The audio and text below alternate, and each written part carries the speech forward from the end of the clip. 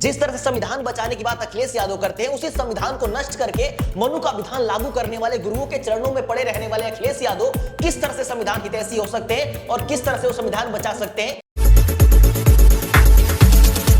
नमस्कार, आदाब, सत श्री अकाल, जय भीम, जय जोहार, नमो बुद्धाय।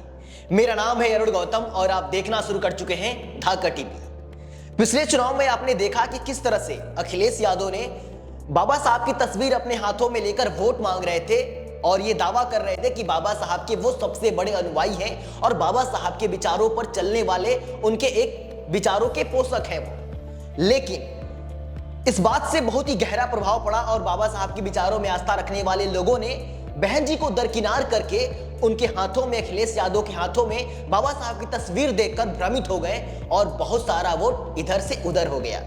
अखिलेश यादव ने जिस तरह से बाबा साहब के हितैषी होने का दावा करके बहुजन समाज के लोगों को गुमराह किया और बहन जी के जो वोट बैंक था उसको अपनी तरफ आकर्षित करने की कोशिश की, उसमें कहीं ना कहीं वो सफल भी हुए। लेकिन सबसे बड़ा सवाल यह है कि क्या अखिलेश यादव सच में बाबा साहब के मानने वाले हैं? क्या अखिलेश यादव सच में बाबा साहब के विचारों पे चलने वाले हैं? तो मेरा जवाब होगा बिल्कुल नहीं। ऐसी बातें मैं हवाई नहीं कह रहा हूं, बल्कि आज की इस वीडियो में हम आपको बताने वाले हैं और दिखाने वाले हैं और प्रूफ के साथ दिखाने वाले हैं कि अखिलेश यादव दो मुंह वाले सांप हैं। क्योंकि अखिलेश यादव एक तरफ बाबा साहब के हितैषी होने का दावा करते हैं, एक तरफ अखिलेश यादव ये दावा करते हैं कि हमारी पार्टी बाबा साहब के विचारों पे चलती है। समाजवादी पार्टी के बहुत सारे नेता लोग कुछ दिन पहले पोस्टर लगा के घूम रहे थे, बहुत सारे उनके पोस्टर वायरल हुए जिसमें उन लोगों ने लिखवा रखा था बाबा साहब के बारे में बहुत बड़े बड़े स्लोगन। लेकिन उनकी विचारधारा कहीं ना कहीं आज भी ब्राह्मणवादी मानसिकता से ग्रस्त है, क्योंकि अखिलेश यादव जिस तरह से दो तरफा नाव पे बैठे हुए हैं, ये उनके लिए बहुत ही घातक होने वाला है।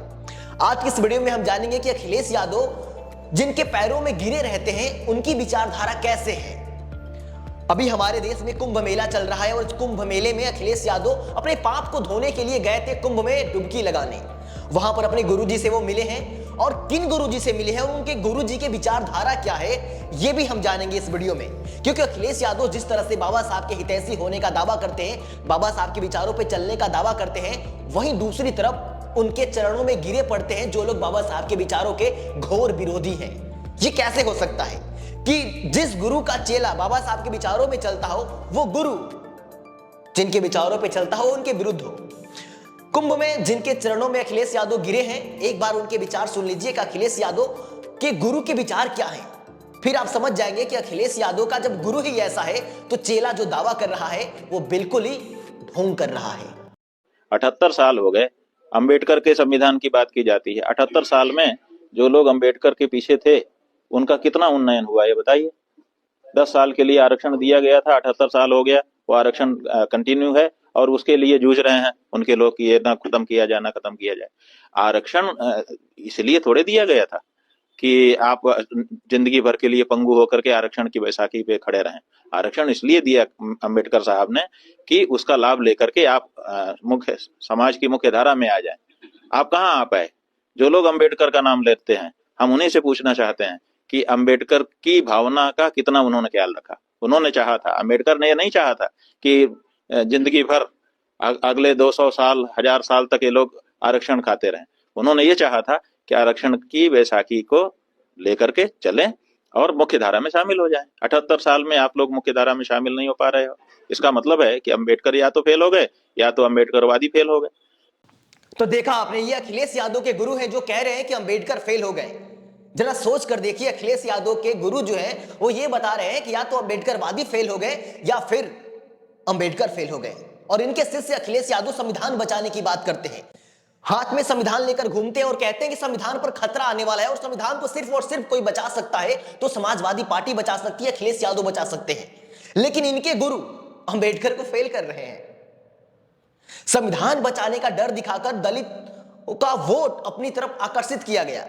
लेकिन दलित समाज के लोगों को समझना चाहिए कि अखिलेश यादव हो, चाहे केजरीवाल हो, चाहे अन्य कितनी भी पार्टियां क्यों ना हो, संविधान को अगर कोई बचा सकता है, अगर बहुजन समाज का कोई सबसे बड़ा हितैषी है तो वो मुझे बताने की जरूरत नहीं, आप सबको पता है कौन है वो।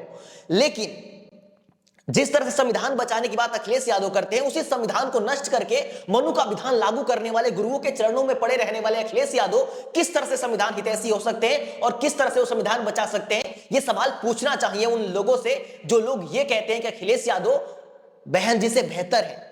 बहुत सारे लोग ये कहते आ रहे हैं कि बहन जी मिशन से भटक गई है, लेकिन कभी आपने नहीं देखा होगा कि बहन जी पाखंडियों के, अंधविश्वास फैलाने वाले कुकर्मियों के पैरों में गिरी पड़ी हो। बाकी इस वीडियो के बारे में आपकी क्या राय है कमेंट बॉक्स में हमें जरूर बताएं और ऐसी सी वीडियोस हमेशा अवगत होते रहने के लिए सब्सक्राइब कर लीजिए धाका टीवी।